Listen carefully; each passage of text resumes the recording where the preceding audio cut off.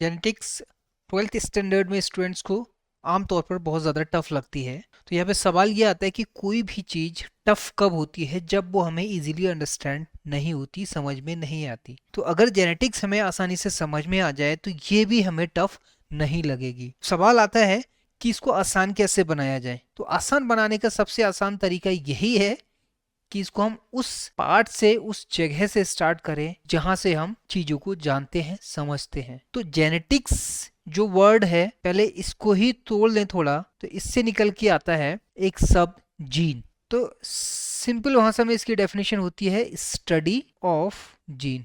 सवाल आता है कि जीन है क्या। तो जीन तो काफी एक बहुत छोटे लेवल की बात हो गई, साइंस वाले बच्चे समझ जाएं, बट नॉन साइंस बैकग्राउंड के बच्चों को थोड़ी दिक्कत होती है कि जीन है क्या। तो इसलिए हम बहुत कॉमन प्लेस से स्टार्ट करते हैं, that is living body. Living body में बेसिकली अब हम रिलेशन क्या बिठाएंगे। मैं सिर्फ जीन से स्टार्ट नहीं कर रहा हूँ, यहाँ जीन से स्टार्ट नहीं कर रहा हूँ, मैं अब उल्टा स्टार्ट कर रहा हूँ। ठीक है, मैं कहाँ से स्टार्ट कर रहा हूँ, उस जगह से जो हम सब, चाहे साइंस का बच्चा हो, नॉन साइंस बैकग्राउंड का स्टूडेंट्स हो, सब कोई जानते हैं लिविंग बॉडी के बारे में। चाहे वो ह्यूमन की लिविंग बॉडी हो, या डिफरेंट एनिमल्स की हो, या फिर इंसेक्ट्स की हो, सबको पता है ह्यूमन बॉडी बेसिकली एक सिस्टम है। और ये सिस्टम भी अपने आप में कई सिस्टम से बनता है। जैसे आसान भाषा में कहें तो ये एक चूहे की अगर बॉडी को हम समझने की कोशिश करें, ये एक ऑर्गेनिज्म है।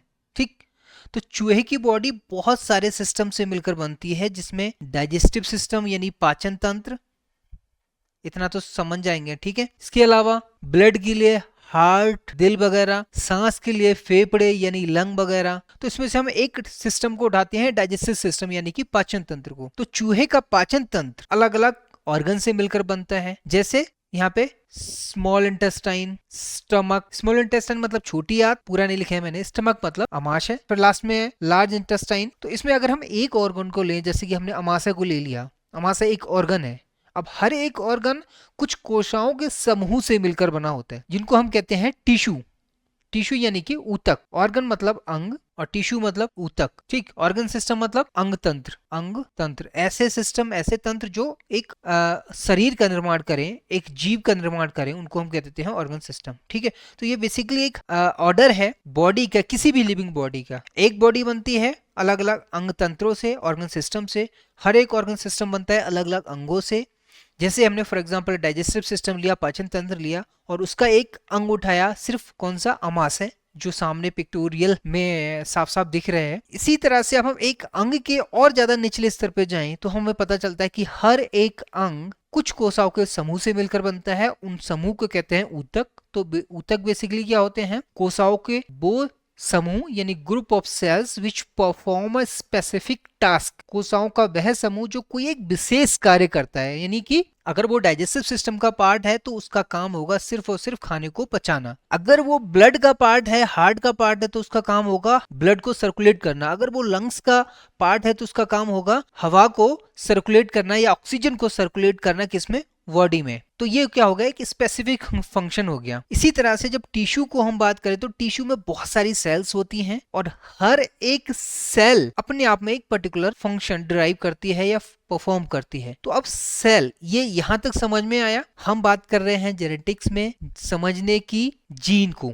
जेनेटिक्स बेसिकली क्या है, स्टडी ऑफ जीन। जीन हमें समझना है, जीन थोड़ा सा टिपिकल हो रहा है, तो इसलिए हमने स्टार्ट किया उस पार्ट से, उस हिस्से से जो हम बहुत अच्छी तरह से जानते हैं। कोई भी बॉडी है, हमने सबने देखी है, तो हम अब तो इसको थोड़ा सा ब्रेकआउट कर रहे हैं कि कोई भी बॉडी अलग अलग किस तरह से हिस्सों से बनी होती है। तो सबसे निचले स्तर पर अभी हम जो पहुंचे वो है सेल यानी कि कोशा। अब और निचले हमें क्योंकि जीन पे पहुंचना है। ठीक है, तो अब देखो, एक कोशा जो है, इसके अंदर एक केंद्र में बड़ी सी संरचना होती है जिसको हम कहते हैं न्यूक्लियस या केंद्रक। इस केंद्रक में बहुत सारे मॉलिक्यूल्स होते हैं, एक उनकी पर्टिकुलर नंबर होती है हर एक ऑर्गेनिज्म में। ठीक है, तो ये जो मॉलिक्यूल है बेसिकली क्या है, क्रोमोसोम है। और क्रोमोसोम अपने आप में क्या है, डीएनए का मॉलिक्यूल होता है। मतलब कह सकते हो आप कि डीएनए का एक अणु एक क्रोमोसोम की संरचना लेता है। क्रोमोसोम को अगर थोड़ा सा धागे की तरह उसको अनवाइंड करोगे, उधेड़ोगे, तो कुछ इस तरह की संरचना आपको मिलेगी। जो लास्ट में जो आपको दिखेगा, ये दिखेगी आपको द्विकुंडलित डीएनए की संरचना। इसीलिए मैंने अभी क्या कहा, क्रोमोसोम इज अ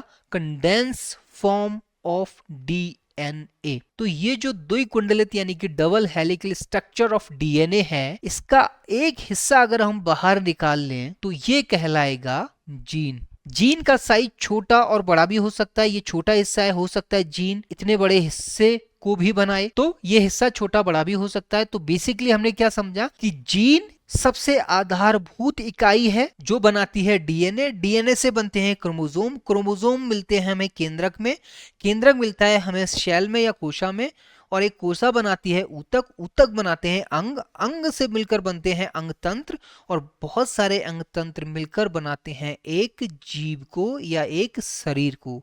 वो शरीर ह्यूमन का हो सकता है, अलग अलग जानवर का हो सकता है, किसी इंसेक्ट्स का हो सकता है। तो ये तो बात हुई समझने की कि बेसिकली जेनेटिक्स में जो आधारभूत इकाई है जीन, वो क्या है। तो जब हम पढ़े, हम बात करें जीन की, तो हमें पता होना चाहिए कि हम शरीर के कितने निचले स्तर पर स्टडी कर रहे हैं। अब सवाल आता है कि इस जेनेटिक्स में हमने स्टडी करना क्या है। तो जेनेटिक्स में जब हम स्टडी पे पहुंचेंगे ना, एनसीईआरटी के हिसाब से मैं बता रहा हूँ, एनसीईआरटी के हिसाब से आपको सिंपल सी भाषा में समझाऊंगा, ज्यादा कुछ नहीं। इसको समझाने का और भी आसान तरीका ये है कि ये सामने जो आपको दिख रही है सारे के सारे क्या है, कैरेक्टरिस्टिक्स हैं, यानी कि ट्रेट्स कह सकते हो आप, या लक्षण कह सकते हो एक ह्यूमन के। अब देखो ह्यूमन यहाँ पे दिख रहा है ना आपको, ह्यूमन लंबा भी हो सकता है, ठीक है, ये टॉल भी हो सकता है एक ह्यूमन बॉडी टाइनी छोटी भी हो सकती है, ड्वार्फ भी हो सकती है, पतला भी हो सकता है, मोटा भी हो सकता है। अब बाल की बात करें तो बाल डार्क भी हो सकते हैं, ऑवर्न भी हो सकते हैं, ग्रे, मतलब बालों के भी अलग अलग कलर होते हैं। इसी तरह से बाल मतलब किस एज तक रहेंगे, किस एज के बाद पर्सन बाल्ड हो जाएगा यानी गंजा हो जाएगा, ठीक है। ऐसी लेडीज में उनके बाल लंबे होंगे, छोटे होंगे, घुंघराले होंगे या नहीं होंगे, ठीक है, करली होंगे, फ्रिजी होंगे, ये सारे दिख रहे हैं ना, ये सारे के सारे क्या हैं, ट्रेट्स हैं। इसी तरह से आंखें बड़ी होंगी या छोटी होंगी, ब्राइट होंगी या कैसी एक्सप्रेशन लेस होंगी, मतलब आंखों की संरचना कैसी होगी। इसी तरह से नाक की शेप और संरचना कैसी होगी, दिखने में बंदा हैंडसम होगा या नहीं होगा। इवन यहाँ पे हम कह सकते हैं कि सेक्स, आने वाला जेंडर जो है वो फीमेल होगा या मेल होगा। तो इतने सारे जो कैरेक्टरिस्टिक्स हैं, आखिर ये क्यों इतना ज्यादा वेरिएट कर रहे हैं, क्यों सब लोग अलग अलग होते हैं। इवन पेरेंट्स की जनरेशन में भी सारे बच्चे एक जैसे नहीं होते। तो सवाल यहाँ पे यही आता है कि इन सारे लक्षणों को कंट्रोल करने की एक आधारभूत इकाई है जिसको हम कहते हैं जीन। तो हमें समझना क्या है, हमें ये समझना है कि इतने सारे जो करैक्टर हैं ये ट्रांसफर कैसे होते हैं, और जेनेटिक्स में इसको कहते हैं इनहेरिटेंस। क्या कहते हैं, इनहेरिटेंस। जब लक्षण ट्रांसफर होते हैं तो बहुत सारे लक्षण अलग भी निकल के आते हैं, जरूरी नहीं है माँ बाप के जैसे ही नाक होगी, आंख होगी या हाइट होगी, तो उनको कहते हैं वेरिएशन, विभिन्नताएं। तो सवाल ये आता है कि आखिर किस तरह से ये लक्षण एक पीढ़ी से दूसरी पीढ़ी में जाते हैं, और कुछ लक्षण सिमिलर होते हैं, कुछ डिफरेंट होते हैं। तो बेसिकली हमें समझना ये है कि इनको कंट्रोल कौन कर रहा है। तो इसका आंसर हमें क्या मिलता है, इसका आंसर मिलता है जीन। इन सारे लक्षणों को लक्षणों की वंशागति और लक्षणों में जो विभिन्नताएं आ रही हैं, इनका आंसर एक है, वो है जीन। और ये किसने बताया था, ये बताया था मेंडल ने। सबसे पहले मेंडल, इन्होंने बताया, ग्रेगर जॉन मेंडल, जीजे मेंडल कहते हैं जनरली इनको, इन्होंने बताया है कि जीन आधारभूत इकाई है लक्षणों को नियंत्रित करने की। वही एक लक्षण को दूसरे पीढ़ी में ले जाते हैं माता पिता से उनकी संतानों में। तो वही इन्होंने ये भी बताया कि जीन जब लक्षणों या फिर बहुत सारे लक्षण जब ट्रांसफर होते हैं तो इनका एक पर्टिकुलर पैटर्न होता है, ठीक है, या हम कह सकते हैं लॉ को फॉलो करते हैं। ये किसने बताया सबसे पहले कि जीन पर्टिकुलर लॉ को फॉलो करते हैं, मेंडल ने।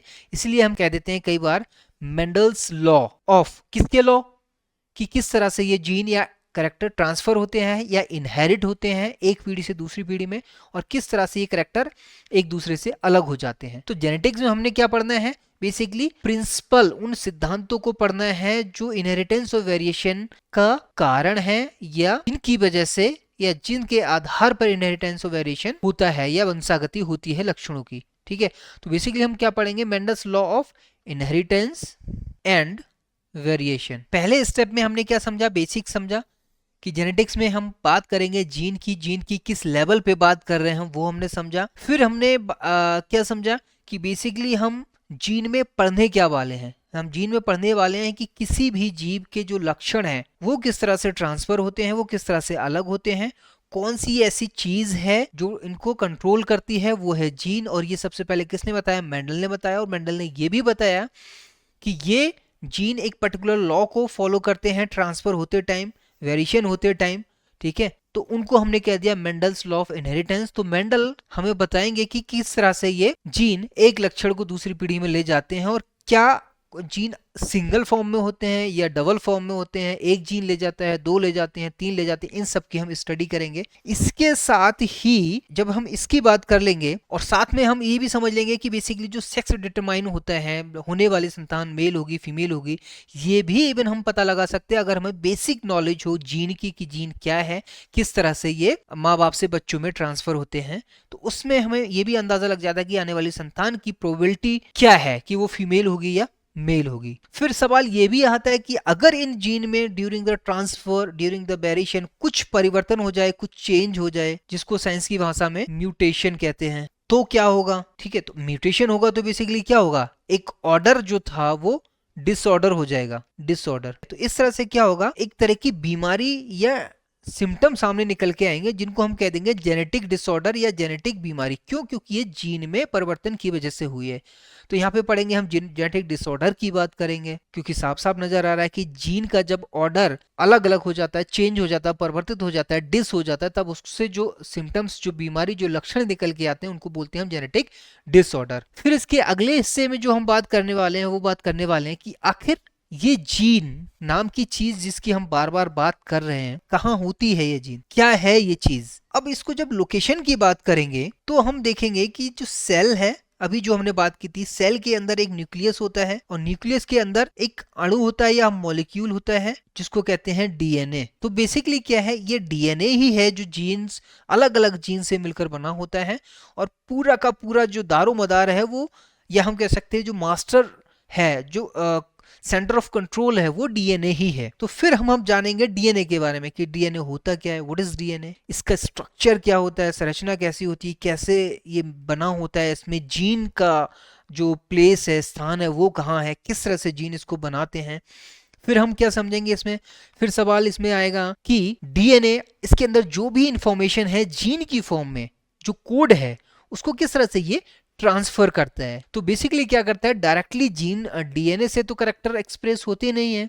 डीएनए क्या करता है, अपनी सारी इंफॉर्मेशन, सारी सूचना जो कि जीन की फॉर्म में कोड रहती है, इसको पहले ट्रांसफर करता है किसमें, एक दूसरी संरचना में जिसको हम कहते हैं मैसेंजर आरएनए। डिटेल में बात करेंगे जब हम वहां पहुंचेंगे। तो फिर मैसेंजर आरएनए भी कैरेक्टर एक्सप्रेस नहीं करता, ये क्या करता है, अपनी सूचना को फिर किसी दूसरी फॉर्म में चेंज करता है, जिसको हम कह सकते हैं ये प्रोटीन बनाता है। फिर कहीं प्रोटीन जाके वो कैरेक्टर को एक्सप्रेस करती है, कैरेक्टर एक्सप्रेस करती है, मतलब लक्षण। कैरेक्टर का मतलब क्या है, जो आपने यहां देखा, हाइट, बालों का रंग, और फिर ये बालों की संरचना, आंखों की संरचना, आंखों का लुक्स, नाक का जो शेप है, लुक्स जो है वो क्या होंगे, ये सारे के सारे क्या हैं, इनका जो प्रोसेस ऑफ एक्सप्रेशन है वो कैसे है, डीएनए से इंफॉर्मेशन, सूचना जाती है आरएनए की फॉर्म में, आरएनए से बनती है प्रोटीन, फिर प्रोटीन से ये सारे के सारे कैरेक्टर एक्सप्रेस होते हैं। तो लास्ट स्टेज में क्या होता है, प्रोटीन बेसिकली कैरेक्टर को एक्सप्रेस कर रही है। तो पूरी जेनेटिक्स में एनसीईआरटी का जो सिलेबस है उसके हिसाब से हमें क्या पढ़ना है, पहले हम बात करेंगे